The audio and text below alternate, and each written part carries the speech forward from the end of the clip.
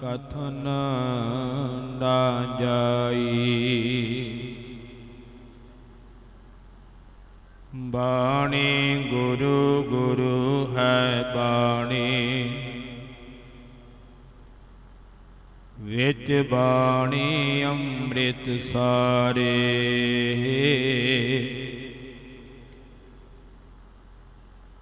गुरबाणी कहै सेवक जन मन, परतख गुरु निस्तारे। गुरबाणी कहै सेवक जन मन, परतख गुरु निस्तारे। परम सन्मानयोग गुरता गद्दी ते सुभाएमान, चवर शातर तख्त जी दे मालक, याहरा जहूर हाजरा हजूर, दसां पातशाहियां दे आत्मिक स्वरूप, धन धन धन साहिब सतगुरु श्री गुरु ग्रंथ साहिब महाराज पातशाह जी दी पावन पवित्र हाजूरी अंदर सतगुरां दे दरों घरों वरसाए हुए ब्रह्म ज्ञानी सतगुरां दे साजे नवाजे धन धन बाबा गुरदास जी दी पावन मिठी याद अंदर सालाना जोड़ मेले ते सजाए गए सुंदर दीवाना दीयां हाजरियां भर रहे गुरु प्यारिओ गुरु सवारिओ, सत्कार सहित गुर फतेह प्रवान करो। आखो जी वाहिगुरु जी का खालसा, वाहिगुरु जी की फतेह। दास तो पहला आप जी ने बहुत ही सत्कार जो गुरु सवारे कीर्तनीय भाई साहब भाई हरजिंदर सिंह जी हजूरी रागी जथा, गुरुद्वारा बाबा भाई झाड़ू साहिब जी, जिन्हां दे पासों अमृतमयी गुरबाणी का कीर्तन सरवण कीता है। आओ कुछ समा गुरबाणी विचार दे नाल आपां जुड़न दा यतन करना है। मैं बेनती करा कि गुरमुखा ने गुरु की संगत विच ही मंजा डाया होया है। ये गुरमत का सिद्धांत नहीं गा कि असीं गुरु साहब दे अगे सामने मंजे ते बैठीए। गुरु की संगत विच थल्ले धरती ते बैठना पैंदा है। ये बेनती वो गुरमुख जरूर प्रवान करन, क्योंकि ये दिनों दिन साडे विच बड़ा निगार तुरिया आउंदा है। थां थां जाईदा, कईयां थावां ते कुर्सियां डाईयां होंदियां। ये सतगुरां दा सन्मान नहीं। हुण वेखो मंजा डट्ठा है, एक बंदा होर बैठ गया है, की आखांगे किसी। मैं सेवादारां नूं बेनती करा कि जां ते उन्हां नूं उठाओ जां मैं फिर फतेह बुला दिंदा वा, क्योंकि मैं गुरमुख के दायरे तो बाहर जाके ये नहीं बेनती मेरी प्रवान करो। बीमार है तुहाडी मैं बेनती बनता वा कि उन्होंने बेनती करो जरूर साइड ते बैठ जान, पर सामने बैठना योग नहीं। सो ये ध्यान देने वाले बचन है। सचखंड श्री हरमंदर साहब जाने उत्थे किहड़ा कोई बीमार नहीं होंदा। कदी उत्थे कुर्सी डट्ठी वेखी किसी ने? सामने महाराज उदों वड्डा स्थान तो दुनिया ते है ही नहीं। सो इस करके बेनती जरूर प्रवान करिया करो। सो मैं किसी का नरादर करने वास्ते वचन नहीं किया, भले वास्ते वचन किया जो गुरु का सिद्धांत है। मैं चरणा च बेनती की गुरमुखां दे भी आपां इह सिद्धांत अपनाउणा है। सो बेनती जरूर प्रवान करियो। आओ बहुता समा नहीं, ਜਿੰਨਾ ਕੁ ਸਮਾਂ ਗੁਰਮੁਖਾਂ ਨੇ ਹੁਕਮ ਲਾਇਆ ਉਨੇ ਸਮੇਂ ਦੇ ਵਿੱਚ ਆਪਾਂ ਗੁਰਬਾਣੀ ਨੂੰ ਸਮਝਣ ਦਾ ਯਤਨ ਕਰਨਾ ਹੈ। ਸਤਿਗੁਰਾਂ ਨੇ ਪਾਵਨ ਗੁਰਬਾਣੀ ਦੇ ਅੰਦਰ ਜਿੱਥੇ ਰੱਬ ਦੇ ਪਿਆਰੇ ਦੀ ਮਹਿਮਾ ਦਾ ਜ਼ਿਕਰ ਕੀਤਾ ਹੈ, ਸੰਤ ਭਗਤ ਗੁਰਮੁਖ ਸਨਮੁਖ, ਕਈ ਸ਼ਬਦ ਸਤਿਗੁਰਾਂ ਨੇ ਰੱਬ ਦੇ ਪਿਆਰੇ ਦੇ ਪਰਥਾਏ ਬਖਸ਼ਿਸ਼ ਕੀਤੇ ਨੇ। ਤੇ ਗੁਰੂ ਪਿਆਰ ਵਾਲਿਓ, ਉੱਥੇ ਕੁਝ ਸ਼ਬਦ ਐਸੇ ਨੇ ਜਿਹੜੇ ਗੁਰੂ ਦੇ ਰਾਖਵੇਂ ਨੇ, ਕੁਝ ਸ਼ਬਦ ਜਿਹੜੇ ਆ ਉਹ ਗੁਰੂ ਨਾਲ ਵੀ ਲੱਗਦੇ ਨੇ, ਸਿੱਖ ਨਾਲ ਵੀ ਲੱਗਦੇ ਨੇ, ਪਰ ਕੁਝ ਸ਼ਬਦ ਜਿਹੜੇ ਆ ਉਹ ਕੇਵਲ ਗੁਰੂ ਨਾਲ ਹੀ ਲੱਗਦੇ ਆ, ਸਿੱਖ ਨਾਲ ਨਹੀਂ ਲੱਗ ਸਕਦੇ। ਜਿਵੇਂ ਗੁਰੂ ਸ਼ਬਦ ਹੈ, ਸਤਿਗੁਰੂ ਸ਼ਬਦ ਹੈ, ਇਹ ਸ਼ਬਦ ਕੇਵਲ ਗੁਰੂ ਨਾਲ ਲੱਗਦੇ ਨੇ। ਇਹ ਆਪਾਂ ਕਿਸੇ ਸੰਤ ਨਾਲ, ਸਾਧੂ ਨਾਲ ਨਹੀਂ ਲਾ ਸਕਦੇ, ਭਾਵੇਂ ਉਹ ਕਿੰਨਾ ਵੀ ਸਨਮਾਨਯੋਗ ਹੋਵੇ, ਪਰ ਉਹ ਸ਼ਬਦ ਜਿਹੜੇ ਆ ਉਹ ਗੁਰੂ ਤੱਕ ਸੀਮਤ ਹੈ। ਇਹ ਧਿਆਨ ਦੇਣ ਵਾਲਾ ਬਚਨ ਹੈ। ਸਤਿਗੁਰਾਂ ਨੇ ਸੰਤ ਵੀ ਕਿਹਾ ਹੈ, ਗੁਰਸਿੱਖ ਨੂੰ ਭਗਤ ਵੀ ਕਿਹਾ ਹੈ, ਸਾਧੂ ਵੀ ਕਿਹਾ ਹੈ, ਗੁਰਮੁਖ ਵੀ ਕਿਹਾ ਹੈ, ਸਨਮੁਖ ਵੀ ਕਿਹਾ ਹੈ। ਪਰ ਜਦੋਂ ਸਾਰੇ ਸ਼ਬਦਾਂ ਦੀ ਗਹਿਰਾਈ ਵਿੱਚ ਜਾਂਦੇ ਆ ਤਾਂ ਧਿਆਨ ਦੇਣ ਵਾਲਾ ਬਚਨ ਹੈ। ਮੈਂ ਅਰਦਾਸ ਕਰਦਾ ਉਹਨਾਂ ਗੁਰਮੁਖਾਂ ਵਾਸਤੇ ਜਿਨ੍ਹਾਂ ਨੇ ਬੇਨਤੀ ਮੰਨੀ ਹੈ, ਸਾਰੀ ਸੰਗਤ ਅਰਦਾਸ ਕਰਿਓ ਕਿ ਉਹਨਾਂ ਨੂੰ ਮਹਾਰਾਜ ਤੰਦਰੁਸਤੀ ਬਖਸ਼ਣ ਤੇ ਅੱਗੇ ਵਾਸਤੇ ਉਹ ਚੌਂਕੜਾ ਮਾਰ ਕਰਕੇ ਗੁਰੂ ਕੀ ਸੰਗਤ ਵਿੱਚ ਬੈਠ ਕਰਕੇ ਜ਼ਰੂਰ ਗੁਰੂ ਕਾ ਜਸ ਸੁਣਨ। ਇਹ ਸਾਡਾ ਵੀ ਫਰਜ਼ ਬਣਦਾ ਹੈ, ਜੇ ਉਹਨਾਂ ਨੇ ਬੇਨਤੀ ਮੰਨੀ ਹੈ ਤੇ ਅਸੀਂ ਉਹਦੇ ਵਾਸਤੇ ਅਰਦਾਸ ਕਰੀਏ ਕਿ ਮਹਾਰਾਜ ਜੋ ਉਹਨਾਂ ਦੇ ਸਰੀਰ ਵਿੱਚ ਕੋਈ ਰੋਗ ਹੈ, ਢਿੱਲ ਮੱਠ, ਮਹਾਰਾਜ ਆਉਂਦੇ ਸਾਲ ਨੂੰ ਤੰਦਰੁਸਤੀਆਂ ਬਖਸ਼ਣ। ਅਗਲੇ ਮੇਲੇ ਤੇ ਆਪ ਚੌਂਕੜਾ ਮਾਰ ਕਰਕੇ ਬੈਠ, ਗੁਰੂ ਸਾਹਿਬ ਕਿਰਪਾ ਕਰਨ। ਮੈਂ ਵੀ ਆਪਣੇ ਵੱਲੋਂ ਅਰਦਾਸ ਕਰਦਾ ਹੈ, ਤੁਸੀਂ ਵੀ ਸਾਰੇ ਉਸ ਪਿਆਰੇ ਬਾਰੇ ਅਰਦਾਸ ਕਰਿਓ ਤਾਂ ਕਿ ਉਹਨਾਂ ਨੂੰ ਗੁਰੂ ਕੀ ਸੰਗਤ ਵਿੱਚ ਬੈਠਣ ਦਾ ਮਹਾਰਾਜ ਬਲ ਬਖਸ਼ੇ। ਭਾਵੇਂ ਜਿੰਨੇ ਵੀ ਸ਼ਬਦ ਆਪਾਂ ਵਰਤਦੇ ਹਾਂ, ਜਿੱਥੇ ਪਿਆਰੇ ਦੀ ਮਹਿਮਾ ਹੈ ਉੱਥੇ ਗੁਰਮੁਖੋ ਪਿਆਰੇ ਦਾ ਜੀਵਨ ਕਿਹੋ ਜਿਹਾ ਹੁੰਦਾ ਹੈ, ਗੁਰਮੁਖ ਦਾ, ਸੰਤ ਦਾ, ਸਾਧੂ ਦਾ ਜੀਵਨ ਕਿਹੋ ਜਿਹਾ ਹੈ, ਗੁਰਬਾਣੀ ਵਿੱਚ ਇਹ ਵੀ ਦਰਸਾਇਆ ਹੋਇਆ। ਕਈ ਵਾਰ ਐਸਾ ਹੁੰਦਾ ਹੈ ਆਪਾਂ ਮਹਿਮਾ ਵਾਲੇ ਸ਼ਬਦ ਕੇਵਲ ਸੁਣ ਲੈਂਦੇ ਹਾਂ ਕਿ ਸਾਧੂ ਦੀ ਮਹਿਮਾ ਹੈ, ਸੰਤ ਦੀ ਮਹਿਮਾ ਹੈ, ਗੁਰਮੁਖ ਦੀ ਮਹਿਮਾ ਹੈ, ਪਰ ਦੂਜਾ ਪੱਖ ਰਹਿ ਜਾਂਦਾ ਹੈ ਕਿ ਉਸ ਸਾਧੂ ਦੀ ਮਹਿਮਾ ਕਿਉਂ ਹੈ, ਉਸ ਗੁਰਮੁਖ ਨੂੰ ਵਡਿਆਈ ਕਿਉਂ ਮਿਲੀ ਹੈ, ਉਸ ਸੰਤ ਨੂੰ ਵਡਿਆਈ ਕਿਉਂ ਮਿਲੀ ਹੈ, ਕਿਹੋ ਜਿਹਾ ਜੀਵਨ ਸਾਧੂ ਦਾ ਹੋਵੇ, ਕਿਹੋ ਜਿਹਾ ਜੀਵਨ ਸੰਤ ਦਾ ਹੋਣਾ ਚਾਹੀਦਾ। ਗੁਰਬਾਣੀ ਵਿੱਚ ਬੜੇ ਵਿਸਥਾਰ ਨਾਲ ਸਤਿਗੁਰਾਂ ਨੇ ਸਮਝਾਇਆ। ਜਿੱਥੇ ਅਸਲ ਹੁੰਦੀ ਆ ਉੱਥੇ ਨਕਲ ਵੀ ਹੁੰਦੀ ਹੈ, ਇਹਦੇ ਵਿੱਚ ਕੋਈ ਦੋ ਰਾਵਾਂ ਨਹੀਂ। ਅਸਲੀ ਸੰਤ ਵੀ ਹੈ ਤੇ ਉੱਥੇ ਨਕਲੀ ਵੀ ਪੈਦਾ ਹੋ ਜਾਂਦੇ।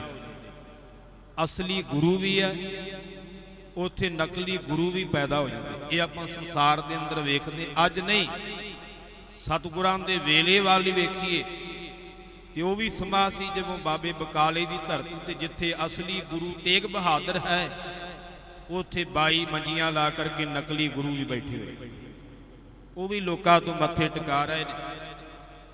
ਪਰ ਜਦੋਂ ਗੁਰੂ ਕਾ ਸਿੱਖ ਆਉਂਦਾ ਹੈ, ਗੁਰੂ ਕੇ ਸਿੱਖ ਨੂੰ ਪਰਖ ਕਰਨੀ ਆਉਂਦੀ ਹੈ ਕਿ ਨਕਲੀ ਕਿਹੜਾ ਹੈ ਤੇ ਅਸਲੀ ਕਿਹੜਾ ਹੈ। ਮੱਖਣ ਸ਼ਾਹ ਲਵਾਣਾ ਆਉਂਦਾ ਹੈ, ਜਿਹਦਾ ਜਹਾਜ਼ ਧੰਨ ਗੁਰੂ ਤੇਗ ਬਹਾਦਰ ਸਾਹਿਬ ਜੀ ਨੇ ਆਪਣਾ ਮੋਢਾ ਲਾ ਕਰਕੇ ਬੰਨੇ ਲਾਇਆ ਹੈ। ਉਹਨੇ ਸੁਖਣਾ ਸੁਖੀ ਸੀ ਕਿ ਮੈਂ ਗੁਰੂ ਘਰ ਵਿੱਚ 500 ਮੋਹਰ ਭੇਟਾ ਕਰਾਂਗਾ, ਮਹਾਰਾਜ ਮੇਰਾ ਆ ਕਾਰਜ ਕਰ। ਸਤਿਗੁਰਾਂ ਨੇ ਕਾਰਜ ਕੀਤਾ। ਸਿੱਖ ਦਾ ਫਰਜ਼ ਹੈ ਗੁਰੂ ਦਾ ਬਚਨ ਕਮਾਉਣਾ ਚਾਹੀਦਾ, ਜੋ ਗੁਰੂ ਸਾਹਿਬ ਨੇ ਹੁਕਮ ਕੀਤਾ। ਤਾਂ ਗੁਰੂ ਪਿਆਰ ਵਾਲਿਓ, ਮੱਖਣ ਸ਼ਾਹ ਲੁਬਾਣਾ ਚੱਲ ਕਰਕੇ ਸਤਿਗੁਰਾਂ ਦੇ ਕੋਲ ਆਇਆ, ਪਰ ਜਦੋਂ ਆ ਕੇ ਵੇਖਦਾ ਬਾਬੇ ਬਕਾਲੇ ਦੀ ਧਰਤੀ ਤੇ 22 ਮੰਜੀਆਂ ਲਾ ਕਰਕੇ ਨਕਲੀ ਗੁਰੂ ਬੈਠੇ ਹੋਏ। ਬਾਬਾ ਫਰੀਦ ਸਾਹਿਬ ਜੀ ਦਾ ਬਚਨ ਆਉਂਦਾ ਪਾਵਨ ਗੁਰਬਾਣੀ ਵਿੱਚ, ਫਰੀਦਾ ਗੱਲੀ ਸੋ ਸੱਜਣ ਵੀਹ, ਇੱਕ ਢੁਢਿੰਦੀ ਨਾ ਲਹਾਂ, ਧੁਖਾਂ ਜਿਉ ਮਾਲੀਹ ਕਾਰਨ ਤਿੰਨਾ ਮਾਪਰੀ। ਬਾਬਾ ਫਰੀਦ ਜੀ ਕਹਿੰਦੇ ਗੱਲਾਂ ਬਾਤਾਂ ਵਾਲੇ ਤੇ 20 ਬੈਠੇ ਨੇ, ਪਰ ਜਿਹੜੇ ਇੱਕ ਨੂੰ ਮੈਂ ਲੱਭਣ ਆਇਆ ਉਹ ਨਹੀਂ ਲੱਭਦਾ ਪਿਆ। ਉਹੀ ਹਾਲਾਤ ਮੱਖਣ ਸ਼ਾਹ ਦੇ ਨੇ। ਗੱਲਾਂ ਕਰਕੇ ਲੋਕਾਂ ਨੂੰ ਉਲਝਾਉਣ ਵਾਲੇ, ਆਪਣੇ ਮਗਰ ਲਾਉਣ ਵਾਲੇ 22 ਬੈਠੇ ਨੇ, ਪਰ ਜਿਹੜੇ ਇੱਕ ਪੂਰੇ ਨੂੰ ਮਿਲਣ ਵਾਸਤੇ ਮੱਖਣ ਸ਼ਾਹ ਆਇਆ ਹੈ ਉਹ ਗੁਰਮੁਖੋ ਇੱਕ ਨਜ਼ਰ ਨਹੀਂ ਆ ਰਿਹਾ। ਹੁਣ ਇਸ ਵੇਲੇ ਭਰਮ ਤਾਂ ਪਵੇਗਾ, ਪਰ ਸਿੱਖ ਭਰਮ ਤੋਂ ਨਿਵਰਤ ਵੀ ਹੋ ਜਾਂਦਾ ਹੈ। ਆਖਿਆ ਹੁਣ ਕੀ ਕੀਤਾ ਜਾਵੇ, ਇੱਥੇ ਤਾਂ 22 ਬੈਠੇ ਹੋਏ ਨੇ। ਫਿਰ ਮਨ ਦੇ ਵਿੱਚ ਖਿਆਲ ਆਇਆ ਕਿ ਮੈਂ ਅੱਜ ਤੱਕ ਉਹਨਾਂ ਸਤਿਗੁਰਾਂ ਦੇ ਦਰਸ਼ਨ ਨਹੀਂ ਕੀਤੇ ਜਿਨ੍ਹਾਂ ਨੇ ਮੇਰਾ ਜਹਾਜ਼ ਬੰਨੇ ਲਾਇਆ। ਜੇ ਉਹ ਮੈਂ ਨਾ ਉਹਨਾਂ ਨੂੰ ਕੋਈ ਸੁਨੇਹਾ ਭੇਜਿਆ, ਨਾ ਮੈਂ ਆਪ ਚੱਲ ਕੇ ਆਇਆ, ਮੈਂ ਤੇ ਉੱਥੇ ਹੀ ਸਮੁੰਦਰ ਵਿੱਚ ਹੀ ਅਰਦਾਸ ਕੀਤੀ ਜਿੱਥੇ ਮੇਰਾ ਜਹਾਜ਼ ਫਸਿਆ ਹੋਇਆ ਸੀ। ਜੇ ਏਡੀ ਦੂਰੋਂ ਮੇਰੀ ਅਰਦਾਸ ਸੁਣ ਕਰਕੇ ਪੂਰਾ ਸਤਿਗੁਰੂ ਮੇਰਾ ਜਹਾਜ਼ ਬੰਨੇ ਲਾ ਸਕਦਾ ਹੈ, ਤੇ ਹੁਣ ਤਾਂ ਮੈਂ ਇੱਥੇ ਕੋਲ ਆਇਆ ਤੇ ਮੈਂ 2-2 ਮੋਹਰਾਂ ਰੱਖ ਕਰਕੇ ਸਾਰਿਆਂ ਨੂੰ ਮੱਥਾ ਜ਼ਰੂਰ ਟੇਕਾਂਗਾ। ਜਿਹੜਾ ਪੂਰਾ ਹੋਵੇਗਾ ਉਹ ਮੇਰੇ ਕਹਿਣ ਤੋਂ ਬਿਨਾਂ ਹੀ ਆਪਣੀ ਜਿਹੜੀ ਹੈ ਸੁਖਣਾ ਹੈ, ਆਪਣੀ ਜਿਹੜੀ ਭੇਟਾ ਹੈ ਆਪ ਮੂੰਹੋਂ ਮੰਗ ਲਵੇਗਾ, ਤੇ ਮੈਂ ਸਮਝ ਲਵਾਂਗਾ ਕਿ ਉਹ ਮੇਰਾ ਪੂਰਾ ਗੁਰੂ ਹੈ। ਹੁਣ 2-2 ਮੋਹਰਾਂ ਸੋਨੇ ਦੀਆਂ ਰੱਖ ਕਰਕੇ ਭਾਈ ਮੱਖਣ ਸ਼ਾਹ ਨੇ ਮੱਥਾ ਟੇਕਿਆ। 2-2 ਮੋਹਰਾਂ ਲੈ ਕਰਕੇ ਉਹ ਪਖੰਡੀ ਗੁਰੂ ਵਿਰਚ ਗਏ। ਕਿਸੇ ਨੇ ਮੰਗ ਨਾ ਮੰਗੀ, ਕਿਉਂਕਿ ਹੈ ਅਧੂਰੇ ਸੀ, ਅੰਦਰ ਦੀ ਜਾਣਨ ਵਾਲੇ ਨਹੀਂ। ਮੱਖਣ ਸ਼ਾਹ ਉਦਾਸ ਹੋਇਆ ਵੀ ਇਹਨਾਂ ਵਿੱਚ ਤੇ ਪੂਰਾ ਕੋਈ ਨਹੀਂ। ਫਿਰ ਸੋਚਦਾ ਕਿਸੇ ਹੋਰ ਨੂੰ ਪੁੱਛਾਂ। ਹੁਣ ਸੰਗਤ ਤਾਂ ਉੱਥੇ ਤੁਰੀ ਫਿਰਦੀ ਹੈ ਭਾਵੇਂ ਭਰਮ ਵਿੱਚ। ਪੁੱਛਿਆ ਕਿਸੇ ਨੂੰ ਕਿ ਇਹਨਾਂ ਤੋਂ ਇਲਾਵਾ ਵੀ ਕੋਈ ਹੋਰ ਹੈ, ਤਾਂ ਕਿਸੇ ਨੇ ਦੱਸਿਆ ਹਾਂ 6ਵੇਂ ਪਾਤਸ਼ਾਹ ਧੰਨ ਗੁਰੂ ਹਰਗੋਬਿੰਦ ਸਾਹਿਬ ਜੀ ਦੇ ਛੋਟੇ ਸਾਹਿਬਜ਼ਾਦੇ ਸ੍ਰੀ ਤੇਗ ਬਹਾਦਰ ਸਾਹਿਬ ਜੀ ਇੱਥੇ ਰਹਿੰਦੇ ਨੇ, ਪਰ ਉਹ ਕਿਸੇ ਨੂੰ ਮਿਲਦੇ ਨਹੀਂ ਗੇ। ਭੋਰੇ ਵਿੱਚ ਰਹਿੰਦੇ ਨੇ, ਬੰਦਗੀ ਕਰਦੇ ਨੇ, ਬਾਹਰ ਬਹੁਤ ਘੱਟ ਨਿਕਲਦੇ ਨੇ। ਅੱਜ ਵੀ ਬਾਬੇ ਬਕਾਲੇ ਦੀ ਧਰਤੀ ਤੇ ਗੁਰਦੁਆਰਾ ਭੋਰਾ ਸਾਹਿਬ ਬਣਿਆ ਹੋਇਆ, ਉੱਥੇ ਮਹਾਰਾਜ ਬਿਰਾਜਮਾਨ ਹੁੰਦੇ ਨੇ, ਜਿੱਥੇ ਧੰਨ ਗੁਰੂ ਤੇਗ ਬਹਾਦਰ ਸਾਹਿਬ ਜੀ ਨੇ 26 ਸਾਲ 9 ਮਹੀਨੇ ਤੇ 13 ਦਿਨ ਉੱਥੇ ਬੰਦਗੀ ਕੀਤੀ। ਉੱਥੇ ਮਾਂ ਗੁਜਰ ਕੌਰ ਦੀ ਵੀ ਉਨੀ ਬੰਦਗੀ ਆ, ਕਿਉਂਕਿ ਉਹਨਾਂ ਵੀ ਹੁਕਮ ਵਿੱਚ ਰਹਿ ਕਰਕੇ ਉੱਥੇ ਬੰਦਗੀ ਕੀਤੀ ਹੈ। ਤਾਂ ਉਸ ਵੇਲੇ ਜਦੋਂ ਭਾਈ ਮੱਖਣ ਸ਼ਾਹ ਨੇ ਪੁੱਛਿਆ ਤੇ ਪੁੱਛ ਕਰਕੇ ਅੰਦਰ ਭੋਰੇ ਵਿੱਚ ਗੁਰੂ ਤੇਗ ਬਹਾਦਰ ਸਾਹਿਬ ਜੀ ਦੇ ਕੋਲ ਗਿਆ ਹੈ। ਉੱਥੇ ਵੀ ਮੱਖਣ ਸ਼ਾਹ ਨੇ 2 ਹੀ ਮੋਹਰਾਂ ਰੱਖ ਕਰਕੇ ਮੱਥਾ ਟੇਕਿਆ ਹੈ। ਤੇ ਧੰਨ ਗੁਰੂ ਤੇਗ ਬਹਾਦਰ ਸਾਹਿਬ ਜੀ ਕਹਿਣ ਲੱਗੇ, ਮੱਖਣ ਸ਼ਾਹ, ਗੁਰੂ ਪੈਸਿਆਂ ਦਾ ਭੁੱਖਾ ਨਹੀਂ, ਪਰ ਸਿੱਖ ਦਾ ਫਰਜ਼ ਹੈ ਕਿ ਆਪਣੇ ਗੁਰੂ ਨਾਲ ਜਿਹੜਾ ਬਚਨ ਕੀਤਾ ਉਹ ਬਚਨ ਪੂਰਾ ਕਰਨਾ ਚਾਹੀਦਾ।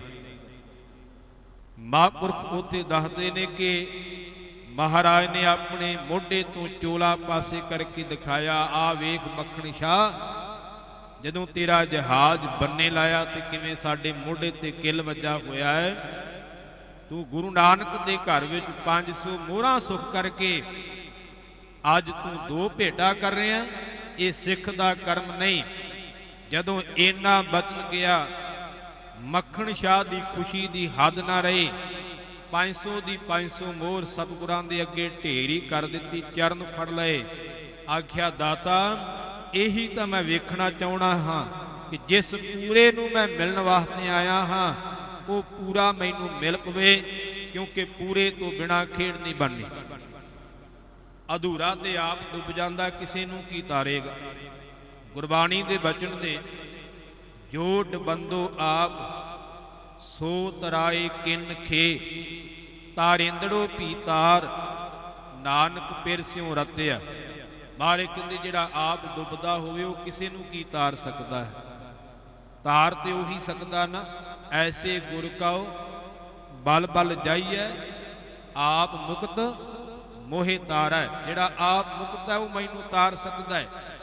ਆਪ ਮੁਕਤ ਮੁਕਤ ਕਰੈ ਸੰਸਾਰ, ਨਾਨਕ ਤਿਸ ਜਨ ਕਉ सदा नमस्कार। जिहड़ा आप मुक्त होवे वो संसार नूं मुक्त कर सकदा। जिहड़ा आप बंधना विच फसिया होया वो किसी नूं बंधना तो रहत नहीं कर सकदा। सतगुरु तेग बहादुर पातशाह जी के दर्शन परसे। गरीब नवाज सच्चे पातशाह ने मखणी शाह नूं नवाजिया। कहन लगे मखणी शाह तू गुरु घर दा प्रेमी सिख है, तेरे ते गुरु घर दी रहमतां ने, अगे होर भी होणगियां, किसी चीज की घाट नहीं रवेगी। पर साडा एक बचन याद रखी, बाहर जाके किसी नूं दसना नहींगा कि असीं इत्थे विराजमान हां। साडे बारे किसी नूं नहीं दसना, असीं गुप्त रहना चाहुंदे हां। पर जे तू ना टलिया तो फिर तेरा मूँह काला किया जाएगा। महाराज ने इतों तक बचन कह दिते गए।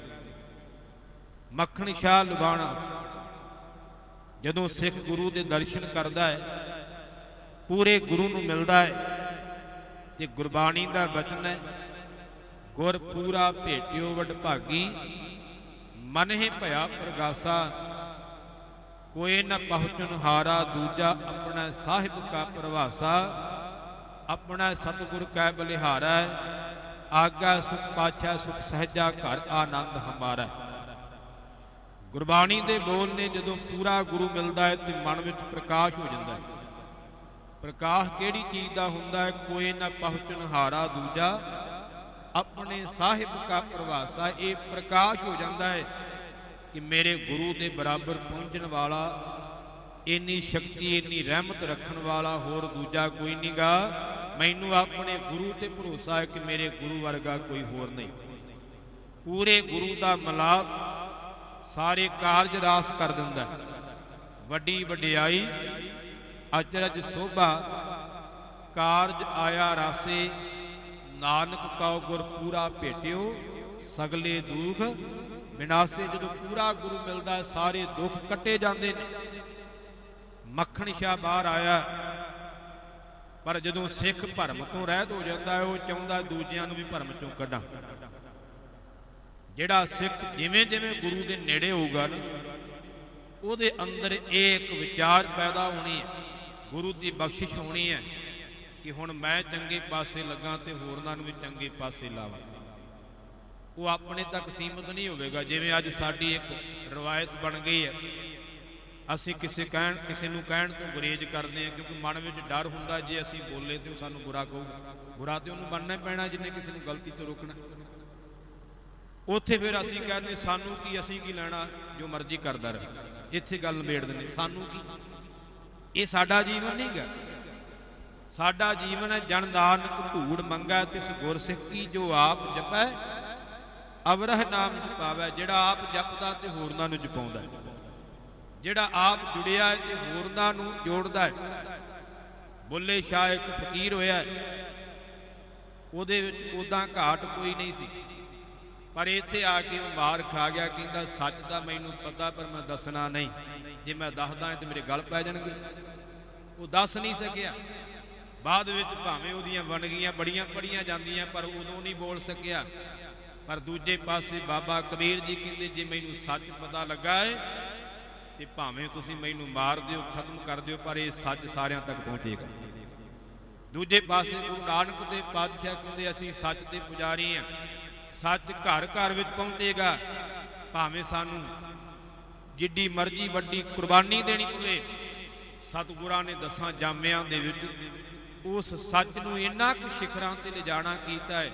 पर उस सच नूं घर घर पहुँचाउण वास्ते 5वें जामे च तत्ती तवी ते बैठना पिया, 9वें जामे च सीस कटाउणा पिया, 10वें जामे च साहिबजादियां नूं नीआं च चिनवाउणा पिया, जंग च वारना पिया, किन्नियां कुर्बानियां देनियां पईयां। क्योंकि सच दे उपर ये सारे जुल्म होए ने, ये सारियां सजावां तय कीतियां गईयां। तुसीं अजे तक किसी चोर नूं सुनिया कि आरे नाल चीरिया गया होवे? किसी नूं अजे तक कोई जिन्ना मर्जी गलत बंदा होवे, पर किसी नूं आरे नाल नहीं चीरिया गया। सजा मिली होगी। किन्ने किन्ने लोग गलत पाप करने वाले है, पर इहो जी सजा किसी नूं नहीं मिली। पर सच बोलण वालियां नूं आरियां नाल चीरिया गया। सच ते पहरा देने वालियां नूं बंद बंद कटिया गया, खुली पुठियां खल्लां लुहाइयां गईयां, उन्हां दियां चरखड़ियां ते चाढ़िया गया, देगां विच उबालिया गया। की गुनाह सी उन्हां दा? कोई गुनाह नहीं। गुनाह इहो ही सी उन्हां सच बोलिया, सच ते पहरा दिता है। ध्यान देने वाला बचन है। की लालच नहीं दिते उन्होंने? किन्ने लालच दिते है? भाई तारू सिंह नूं आख्या सी कि तैनूं किसी इलाके का सूबेदार बना दिता जाएगा।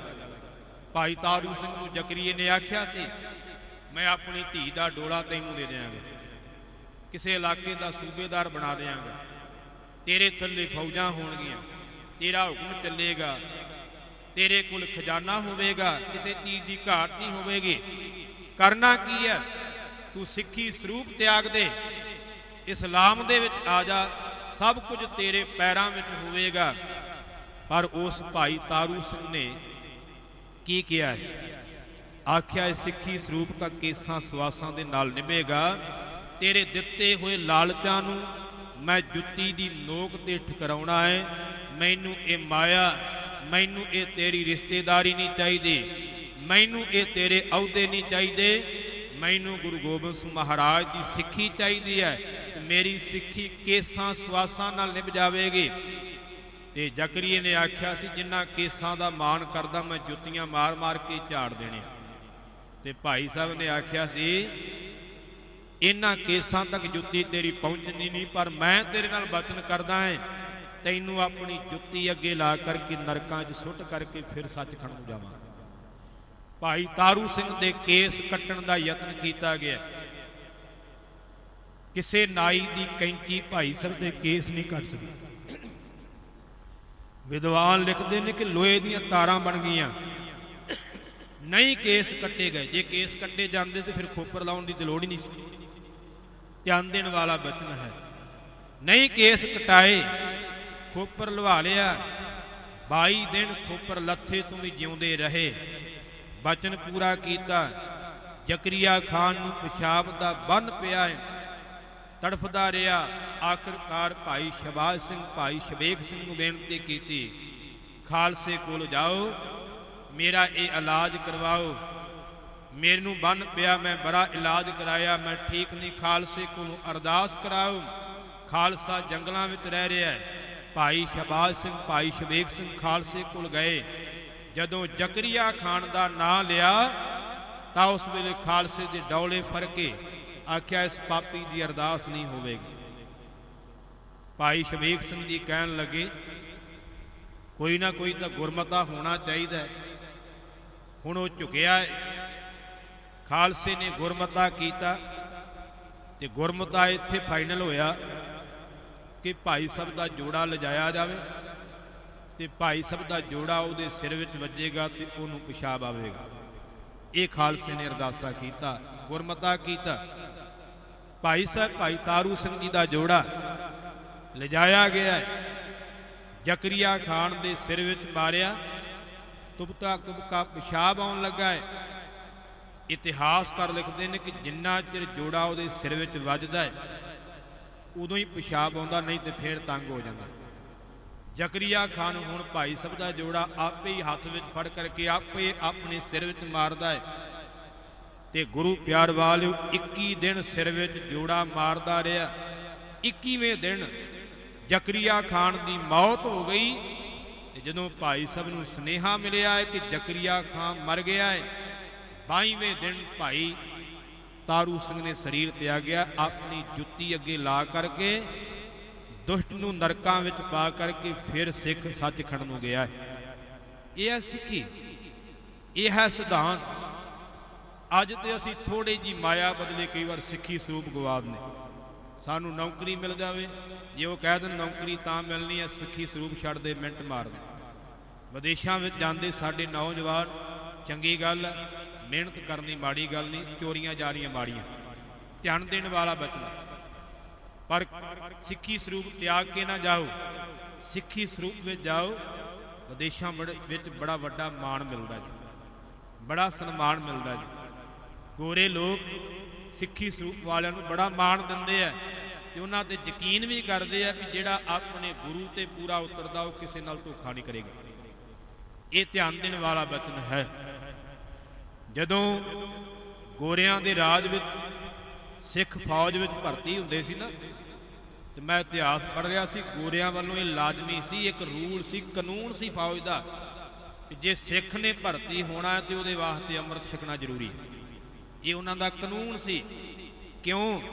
ਕਿਉਂਕਿ ਉਹਨਾਂ ਨੇ ਹਿਸਟਰੀ ਪੜ੍ਹੀ ਸੀ, ਉਹਨਾਂ ਨੂੰ ਪਤਾ ਸੀ ਕਿ ਜਿਹੜਾ ਆਪਣੇ ਗੁਰੂ ਦਾ ਬਣੂਗਾ ਉਹ ਕਿਸੇ ਦਾ ਵੀ ਵਿਗਾੜ ਨਹੀਂ ਕਰੇਗਾ, ਕਿਸੇ ਨਾਲ ਧੋਖਾ ਨਹੀਂ ਕਰੇਗਾ, ਪਰ ਜਿਹੜਾ ਆਪਣੇ ਗੁਰੂ ਦਾ ਨਹੀਂ ਬਣਿਆ ਉਹ ਕਿਸੇ ਦਾ ਨਹੀਂ ਬਣਨਾ। ਇਹ ਧਿਆਨ ਦੇਣ ਵਾਲਾ ਬਚਨ ਹੈ। ਇਹ ਉਹਨਾਂ ਦਾ ਕਾਨੂੰਨ ਸੀ। ਅੱਜ ਅਸੀਂ ਆਪਣਾ ਵਿਸ਼ਵਾਸ ਆਪ ਗਵਾਇਆ। ਗੁਰਬਾਣੀ ਕਹਿੰਦੀ ਆਪਣੀ ਪ੍ਰਤੀਤ ਆਪ ਹੀ ਖੋਵੈ, ਬਾਹਰ ਉਸਕਾ ਵਿਸ਼ਵਾਸ ਨਾ ਹੋਵੈ।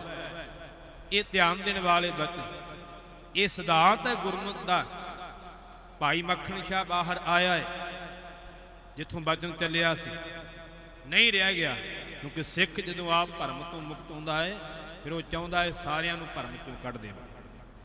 ਕਈ ਵਾਰ ਸਿੱਖ ਦਾ ਇਸੇ ਗੱਲੋਂ ਝਗੜਾ ਵੀ ਹੋ ਜਾਂਦਾ ਹੈ, ਕਿਉਂਕਿ ਉਹ ਚਾਹੁੰਦਾ ਹੈ ਕਿ ਸਾਰੇ ਗੁਰੂ ਵਾਲੇ ਹੋਣ, ਹੋਰ ਪਾਸੇ ਨਾ ਜਾਣ। ਤਾਂ ਜਿਹੜੇ ਦੂਜੇ ਪਾਸੇ ਗਏ ਹੁੰਦੇ ਉਹ ਲੋਕ ਉਹਦਾ ਵਿਰੋਧ ਵੀ ਕਰਨ ਲੱਗ ਪੈਂਦੇ ਨੇ। ਪਰ ਸਿੱਖ ਉਹ ਹੈ ਜਿਹੜਾ ਗੁਰੂ ਨਾਲ ਜੋੜੇ। ਇੱਥੇ ਅੱਜ ਐਸੇ ਵੀ ਹੈ ਜਿਹੜੇ ਆਪਣੇ ਪੈਰਾਂ ਨਾਲ ਲੋਕਾਂ ਨੂੰ ਜੋੜਦੇ। ਆਪਣੇ ਪੈਰਾਂ ਨਾਲ ਜੋੜਨ ਵਾਲਾ ਪਖੰਡੀ ਹੋ ਸਕਦਾ, ਗੁਰੂ ਕਾ ਸਿੱਖ ਨਹੀਂ। ਮੈਂ ਬਾਣੀ ਵਿੱਚੋਂ ਪੰਕਤੀ ਸੁਣਾਵਾਂ। ਸਿੱਖ ਕੀ ਹੈ? ਬਾਣੀ ਕਹਿੰਦੀ ਹੈ ਸਿੱਖ ਦਾ ਜੀਵਨ ਹੈ ਉਹ ਹਰ ਮਾਰਗ ਆਪ ਚੱਲਦਾ, ਹੋਰਨਾਂ ਨੂੰ ਹਰ ਮਾਰਗ ਪਾਏ। ਇਹ ਸਿੱਖ ਦਾ ਜੀਵਨ ਹੈ। ਉਹ ਆਪ ਵੀ ਗੁਰੂ ਦੇ ਮਾਰਗ ਤੇ ਚੱਲਦਾ ਹੈ ਤੇ ਹੋਰਨਾਂ ਨੂੰ ਵੀ ਗੁਰੂ ਦੇ ਮਾਰਗ ਤੇ ਪਾਉਂਦਾ ਹੈ। ਇਸ ਕਰਕੇ ਧਿਆਨ ਦੇਣ ਵਾਲੇ ਬਚਨ ਨੇ। ਸਿੱਖ ਦੇ ਗੁਣਾਂ ਕਰਕੇ ਸਿੱਖ ਨੂੰ ਸਿੱਖ ਕਿਹਾ ਜਾਂਦਾ ਹੈ। ਜਿਹਦੇ ਕੋਲ ਗੁਰੂ ਕੀ ਸਿੱਖਿਆ ਨਹੀਂ, ਕੱਲੇ ਸਰੂਪ ਨਾਲ ਸਿੱਖ ਨਹੀਂ ਬਣ ਜਾਵਾਂਗੇ। ਸਰੂਪ ਹੋਣਾ ਵੀ ਗੁਰੂ ਦੀ ਸਿੱਖਿਆ ਹੈ, ਸਰੂਪ ਰੱਖਣਾ ਵੀ ਗੁਰੂ ਦਾ ਹੁਕਮ ਹੈ। ਪਰ ਜੇ ਅਸੀਂ ਸਿੱਖੀ ਵਾਲਾ ਸਰੂਪ ਬਣਾ ਕਰਕੇ ਕਰਮ ਸਿੱਖਾਂ ਵਾਲੇ ਨਹੀਂ ਕਰਦੇ ਤੇ ਮੁਆਫ ਕਰਿਓ, ਫਿਰ ਸਾਨੂੰ ਸਿੱਖ ਨਹੀਂ ਕਿਹਾ ਜਾ ਸਕਦਾ। ਮਹਾਰਾਜ ਨੇ ਬਾਣੀ ਵਿੱਚ ਬਚਨ ਕੀਤਾ ਹੈ, ਸਿੱਖੀ ਸਿੱਖਿਆ ਗੁਰ ਵਿਚਾਰ, ਨਦਰੀ ਕਰਮ ਲੰਘਾਏ ਪਾਰ। ਆਸਾ ਕੀ ਵਾਰ ਦਾ ਬਚਨ। ਸਿੱਖੀ ਕਿਹਨੂੰ ਕਹਿੰਦੇ? ਸਿੱਖੀ ਸਿੱਖਿਆ ਗੁਰ ਵਿਚਾਰ। ਸਿੱਖੀ ਇਹ ਹੈ ਜਿੱਥੇ ਗੁਰੂ ਦੀ ਸਿੱਖਿਆ ਹੋਵੇ, ਜਿੱਥੇ ਗੁਰੂ ਦੀ ਵਿਚਾਰ ਹੋਵੇ, ਜਿੱਥੇ ਗੁਰੂ ਦਾ ਸਿਧਾਂਤ ਹੋਵੇ, ਉਹ ਸਿੱਖ ਹੈ। ਜਿਹਦੇ ਕੋਲ ਗੁਰੂ ਦਾ ਸਿਧਾਂਤ ਨਹੀਂਗਾ ਉਹ ਸਿੱਖ ਨਹੀਂ ਹੋ ਸਕਦਾ। ਇਹ ਧਿਆਨ ਦੇਣ ਵਾਲਾ ਬਚਨ ਹੈ। ਭਾਈ ਮੱਖਣ ਸ਼ਾਹ ਆਇਆ, ਨਹੀਂ ਰਿਹਾ ਗਿਆ, ਕੋਠੇ ਤੇ ਚੜ ਗਿਆ, ਹੱਥ ਵਿੱਚ ਪਰਨਾ ਫੜਿਆ, ਜਿਹਨੂੰ ਆਪਾਂ ਸਾਫਾ ਜਾਂ ਪਰਨਾ ਕਹਿੰਦੇ, ਆਪਣੇ ਇਲਾਕੇ ਦੀ ਬੋਲੀ ਮੈਂ ਬੋਲ ਰਿਹਾ। ਧਿਆਨ ਦੇਣ ਵਾਲਾ ਬਚਨ। ਹੱਥ ਵਿੱਚ ਪਰਨਾ ਫੜਿਆ ਸਾਫਾ, ਨਾਲੇ ਤੇ ਉਹ ਪਰਨਾ ਸਾਫਾ ਘੁਮਾਈ ਜਾਂਦਾ ਹੈ, ਨਾਲੇ ਆਪਣੀ ਰਸਨਾ ਤੋਂ ਬਚਨ ਬੋਲਦਾ ਹੈ ਕਿ ਸਾਚਾ ਗੁਰ ਲਾਦੋ ਰੇ, ਸਾਚਾ ਗੁਰ ਲਾਦੋ ਰੇ, ਭੋਲੀਏ ਸੰਗਤੇ ਸਾਚਾ ਗੁਰ ਲਾਦੋ ਰੇ। ਇਤਿਹਾਸ ਵਿੱਚ ਬਚਨ ਆਉਂਦੇ ਨੇ ਜਿਹਦਾ ਅਰਥ ਸੱਚਾ ਗੁਰੂ ਲੱਭ ਪਿਆ ਜੇ, ਸੱਚਾ ਗੁਰੂ ਲੱਭ ਪਿਆ ਜੇ, ਸੰਗਤ ਜੀ ਸੱਚਾ ਗੁਰੂ ਲੱਭ ਪਿਆ। ਜਦੋਂ ਇਹ ਬਚਨ ਕਹੇ, ਸਾਰੀ ਸੰਗਤ ਗੁਰੂ ਤੇਗ ਬਹਾਦਰ ਸਾਹਿਬ ਦੇ ਚਰਨਾਂ ਵਿੱਚ ਆ ਗਈ ਹੈ। ਸੱਚਾ ਗੁਰੂ ਜੀ ਲੱਭ ਪਿਆ ਹੈ। ਤੇ ਗੁਰੂ ਪਿਆਰ ਵਾਲਿਓ, ਕੱਚੇ ਤਾਂ ਉਹਨਾਂ ਚਿਰ ਹੀ ਕਾਮਯਾਬ ਹੁੰਦੇ ਜਦੋਂ ਪੂਰਾ ਨਾ ਹੋਵੇ, ਪੱਕਾ ਨਾ ਹੋਵੇ, ਤੇ ਉਦੋਂ ਉਹਨਾਂ ਚਿਰ ਕੱਚਿਆਂ ਦਾ ਕੰਮ ਚੱਲ ਜਾਂਦਾ ਹੈ। ਤੇ ਜਦੋਂ ਪੱਕਾ ਸਾਹਮਣੇ ਆ ਜਾਵੇ, ਕੱਚਿਆਂ ਨੂੰ ਕੋਈ ਨਹੀਂ ਪੁੱਛਦਾ। ਧਿਆਨ ਦੇਣ ਵਾਲਾ ਬਚਨ ਹੈ। ਉਸ ਵੇਲੇ ਗੁਰੂ ਪਿਆਰ ਵਾਲਿਓ, ਸਤਿਗੁਰਾਂ ਨੂੰ ਪਤਾ ਲੱਗਾ ਕਿ ਮੱਖਣ ਸ਼ਾਹ ਨੇ ਐਸਾ ਕਰਮ ਕੀਤਾ। ਉਸੇ ਵੇਲੇ ਸੇਵਾਦਾਰਾਂ ਨੂੰ ਭੇਜਿਆ, ਜਾਓ ਬੁਲਾ ਕੇ ਲਿਆਓ ਮੱਖਣ ਸ਼ਾਹ ਨੂੰ ਕਿ ਸਾਡੇ ਹੁਕਮ ਦੀ ਉਲੰਘਣਾ ਕੀਤੀ। ਮੱਖਣ ਸ਼ਾਹ ਨੂੰ ਬੁਲਾਇਆ। ਭਾਈ ਮੱਖਣ ਸ਼ਾਹ ਡਰਿਆ, ਮਾਤਾ ਨਾਨਕੀ ਜੀ ਦੇ ਕੋਲ ਗਿਆ। ਮਾਤਾ ਨਾਨਕੀ ਜੀ ਗੁਰੂ ਤੇਗ ਬਹਾਦਰ ਸਾਹਿਬ ਦੇ ਮਾਤਾ ਜੀ ਸਨ। ਜਾ ਕੇ ਸਾਰੀ ਗੱਲ ਦੱਸੀ। ਮਾਂ ਹੁਣ ਮੈਂ ਕੀ ਕਰਾਂ? ਮਹਾਰਾਜ ਨੇ ਬੜਾ ਕਰੜਾ ਹੁਕਮ ਲਾਇਆ, ਮੈਂ ਤੇ ਸੰਸਾਰ ਦੇ ਭਲੇ ਵਾਸਤੇ ਕਰਮ ਕੀਤਾ। ਆਖਿਆ ਕੀ ਹੁਕਮ ਲਾਇਆ ਹੈ? ਆਖਿਆ ਮਹਾਰਾਜ ਨੇ ਆਖਿਆ ਸੀ ਕਿ ਜੇ ਸਾਨੂੰ ਪ੍ਰਗਟ ਕੀਤਾ ਤੇ ਮੂੰਹ ਕਾਲਾ ਹੋਵੇ। ਤੇ ਮਾਤਾ ਜੀ ਕਹਿਣ ਲੱਗੇ ਕਿ ਪੁੱਤਰ ਜੀ ਫਿਰ ਬਚਨ ਪਹਿਲਾਂ ਹੀ ਮੰਨ ਲਓ, ਫਿਰ ਮਹਾਰਾਜ ਕੁਝ ਨਹੀਂ ਕਹਿੰਦੇ। ਆਖਿਆ ਕੀ ਕਰਾਂ? ਆਖਿਆ ਮੁਖ ਪਹਿਲਾਂ ਹੀ ਕਾਲਾ ਕਰਕੇ ਚਲੇ ਜਾਓ। ਹੁਕਮ ਮੰਨਣਾ ਆਪਾਂ ਮਹਾਰਾਜ ਦਾ।